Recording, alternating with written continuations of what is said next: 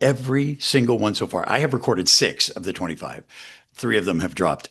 I feel like I'm getting a master class in this every conversation. Every single person I've ever come in contact has a smile on their face. How can I? It's a service organization. How can I help you? How can I make your program better? At finals directors meetings, 2 of the guys have said this to me, and they said it independently of each other. He goes, you go to any other show at a finalist meeting and everyone's like in their own zone. How are we going to win? What's our number? How are we going to place? He goes, at the BOA shows, everyone welcomes you to those meetings. I saw your show. You were amazing. Congratulate your kids for me. The whole competition, lessening the competition aspect of it has become ingratiated into everything they do. And it makes everyone's life so much better. The stories that we're getting, there's a link. If you go to musicforall.org/podcasts, all the BOA network podcasts are there. And it's called SpeakPipe. There's a SpeakPipe link there that you can record 90 seconds of your own audio. And then we listen to those and we insert them like commercial breaks into the podcast. So who can contribute? Anybody? Everyone, anyone and if you hear this and you have a BOA story, I want to hear it.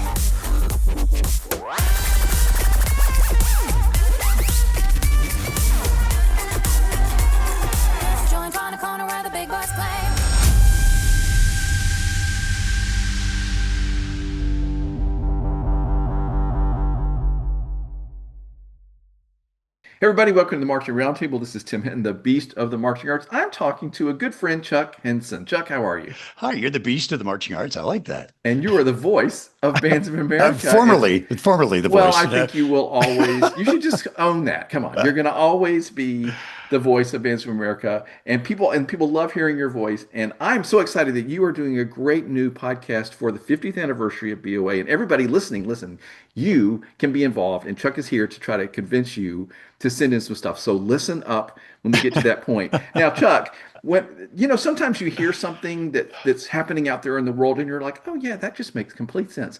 That is what this was to me. When I heard like, really, Chuck Henson's doing a podcast for Bands of America about their 50th anniversary, I was like, well, yeah, that makes perfect sense to my head. I cried when they called to offer me that, honestly, because I thought I was done. Because I'm not announcing anymore because of personal issues with my vision, and just assumed I was, off to the pasture. And it was Ben who called to say, hey, we're looking to do this. And the building is unanimous. We would like for you to host it. And I'm like, what? Well, I've been around a while, but not 50 years, No, but listen, first off, you're great at what you always do. You're great at the announcing. Your voice is very iconic and recognizable, but you're great at this. Like, I listened to the first podcast with Dr. Tim and I was like, man, Chuck is a natural. Have you done podcasting before? No, this is my first foray into it. Now, as you know, I was a journalist for most of my career. And I've been on radio and television before. So speaking off the cuff in an official sort of capacity is nothing I'm unfamiliar with.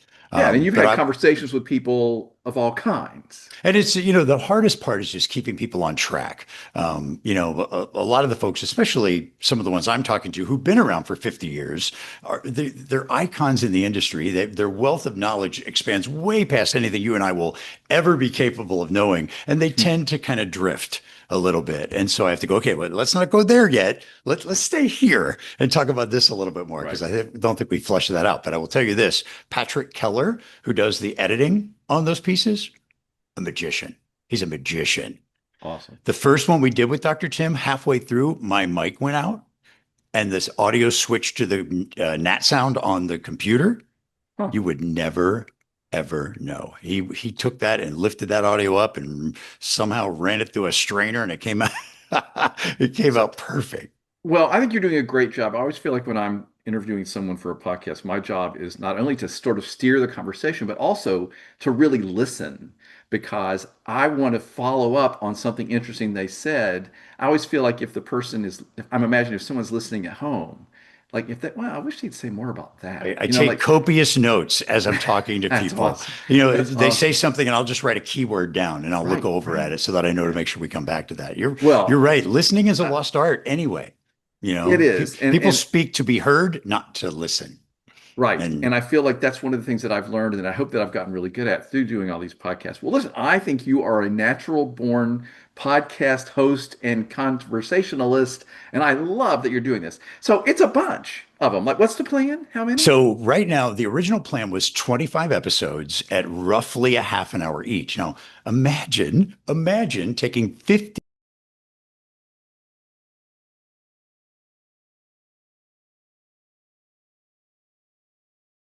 real time restrictions. It's a podcast. We can go as long as we need to go.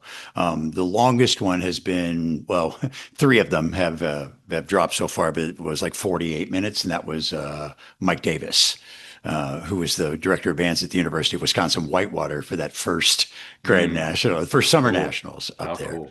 Yeah. What an interesting guy. Do you know him? No, I know, I certainly know the name, and I mean, that's something you say that. See, this is We what's had so never interesting met. about this is what's interesting, Chuck, is like you say that, and I'm like, well, I want to hear that. You know, He who wouldn't want to hear that He conversation? he's 80 years old. He was the band director at Oregon High School in the Midwest Combine years. Mm, And then from there to the University of Wisconsin Whitewater. From there to JMU. He built the JMU program that Bob Buckner, or not Bob Buckner, that took over after him. Disney hires him after that. He starts Future Core. Then right. he's over to Europe doing Euro Disney and the Japan. I mean, the guy, and he's 80 years old, nonstop. No, I mean, Yeah, I his know him brain. because of his Disney stuff. Like I've Oh, taught, he is like he that's right. You are knows the how to Disney guy. program. That Yeah. man knows how to create effect and excitement. He told me one time when I was talking to him, he they went to Midwest. He took his group to Midwest and they got three standing ovations. He said, I know how to get a standing ovation. You know, like he knows how to. So anyway, when you mention him, that's a conversation I want to hear. By the way, I don't think. I'm as a podcast listener, I want the information. I want the exciting conversation. I don't care if it's longer. Yeah, I agree. And I think as long as we can keep it interesting, I'm trying very hard to not get bogged down in a lot of stuff. But Sure. every single one so far, I have recorded six of the 25. Three of them have dropped. I feel like I'm getting a master class in this every conversation. I Yeah. mean, these are, and here's the funny part. Greg Bim tells a great story about when he got to Marion and he was living over a feed store in Chicago Heights and learning. He did the choreography for Marion Catholic, by the way, in the beginning. Did you know that? Wouldn't surprise Greg me. Bim did, yeah. So he tells stories of like he couldn't afford to go to summer camp, so he would go and peek through the fence and watch Sal and Marie write parts and try to glean them from a distance and then incorporate them into his program. He would take pictures before video cameras and everything existed. He would take his camera and take three pictures of a drill set, develop them, tape them together so he could see the whole thing and what it looked like and recreate what was now the beginnings of what Pyware and designing software and things, that sort of stuff. He had to wait for the technology to catch up to how he wrote to make that happen. Alfred Watkins, we just did his last week from Lassiter High School. Oh yeah. Holy mother of pearl, is that man have the most coming out of FAMU into his first inner city teaching gig and then right to Lassiter, Yeah. where the Klan had a rally on the field next to his rehearsal field for him. Yeah. They're great stories. I was like, what? I Yeah. mean, Yeah. and no one would deny that Alfred is just a monster and iconic in and of himself. Same with Greg. Same with Mike Davis. Our last one will be the new executive director, Dr. Weaver, who was Wonderful. just hired as the new CEO. He'll be the last. He'll be number 25 to What I talk love about the about future. what I love about what you're saying, Chuck, is that we all need to hear these stories because these iconic figures, they're so much bigger than life. Well, actually, Chuck, you're like that. Like people see you as bigger than life, and then you get to know you. Like, oh, Chuck's just great. Like he's approachable and nice. But you know what I mean? Like we think Greg Bim or Alfred Watkins, like but then you hear their story and what they persevered through and what they had, and it gives all of us hope. Yeah. Like they had hard They're times just and they, people. They're right, people with a drive for excellence. right. And that in and of itself, everyone who's attached themselves to Bands of America and Now Music for All has that same drive. And we become like the people we associate with, right? And so Yeah. when you get all of that good intent and all of that forward thinking in one space, of course it's going to be infectious. Of course it's going to spread like wildfire, which is why the organization went. I mean, when I worked for them first, there were seven of us on staff, Mm. four regionals and a 2 day Grand Nationals. And now, as you know, there's maybe 30 on staff. There's 25 regionals, nine in Texas. You know, the nation's largest summer music camp, the national festival. You know, I I would be hard pressed, I think, to find anyone that does what Music for All does at a larger and better scale than they do. Excuse me. And it's Yeah. all grown from a store in Illinois that Larry McCormick owned. Right. So everybody, you McCormick's. need to hear all these stories, right? This is what I love about what you're doing is these are interesting stories, they're inspiring stories, and all of these people had to go through all the difficulties that we all may feel like we're facing, and it gives me a lot of hope. I just love that you're doing this, and I can't imagine that people wouldn't want to hear all this. Yeah. I said to Alfred when he was telling us about his first teaching job right out of college, you know, he's 21 years old. The band director had left for lunch one day and didn't come back. That's how bad it was. Hmm. Openly hostile. Like when he went into that band room at Murphy High School in Atlanta, Georgia for the first time, it smelled of smoke. The kids were using it as a smoking lounge. It had gone feral, essentially. Hmm. And he took that band and they were playing grade six literature in 5 years. Any other urban director, and we've all seen it, would just go, "This is my life. There's no hope. I don't have any support." Not these people. These people find a way to make it happen. And it's their sheer drive and the Pied Piperness of how they operate that brings us all along with them. And again, why the organization that has meant so much to me over the course of my life, 35 years, I was attached, you know, as the public address guy. And then I was on staff prior to that. So I mean, I've got legs here too. And every single person I've ever come in contact has a smile on their face. How can I, it's a service organization. How can I help you? How can I make your program better? You know, at finals directors meetings, two of the guys have said this to me and they said it independently of each other. He goes, "You go to any other show at a finalist meeting and everyone's like in their own zone. How are we going to win? What's our number? How are we going to place?" He goes, at the BOA shows, everyone welcomes you to those meetings. I saw your show. You were amazing. Congratulate your kids for me. You know, the whole competition, lessening the competition aspect of it has become ingratiated into everything they do. And it makes everyone's life so much better. You know, Greg Bim tells a great story about the first year Marion didn't make finals. He goes, "It's easy to tell your kids scores don't matter when you make finals or when you win. But if our philosophy is going to hold true, if what we've been telling our kids is really true, this is going to be the test." And he goes, and they passed with flying colors because they did their best and they knew they did their best. And that's all that was expected of them. You know, that's why And these and teachers are so great. and he had prepared them and his whole band family. I Yeah, had a similar conversation with my friend Kevin Schessler, who's been at Center Grove, and sure.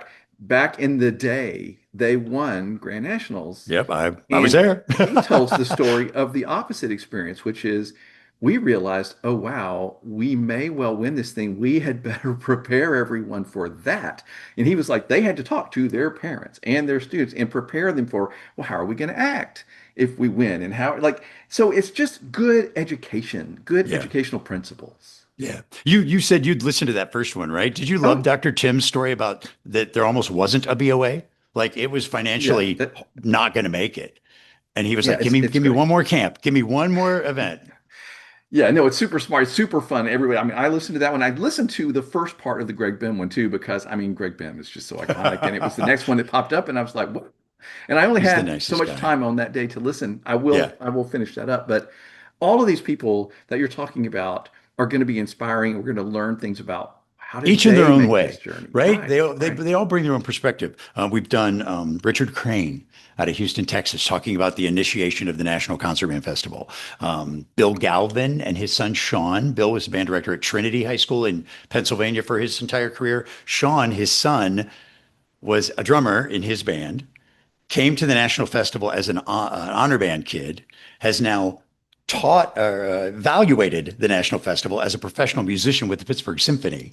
So Mm. their family has cycled through this, and their perspective is even different. You know, Sean says, I don't know anything else. This is all I know because my dad brought this to us, and this is how we live our lives. It's how I raise my family. It's how I treat everyone. I'm like, it's the whole Bands of America thing, Tim, is way more than we think it is. It's way more than we think it is. It's become how people live their lives in that, you know, search for excellence and to lift all ships rise when the tide comes in, right? Oh And yeah. so that's what we've been doing for 50 years. How are you figuring out who to talk to? Wow. See, okay, so if I haven't mentioned this already, I I was asked to do this, and then that was it. They're like, Chuck, you do it. It's fine. That's No amazing. real direction. Now, Ben and Laura at the BOA office have created a list for me. But Tim, 50 years and only 25 episodes. How, there will be a lot of people, a lot of amazing humans who are going to be left out of this Of process. Not left course. out purposefully to hurt anyone, but when there just simply isn't time.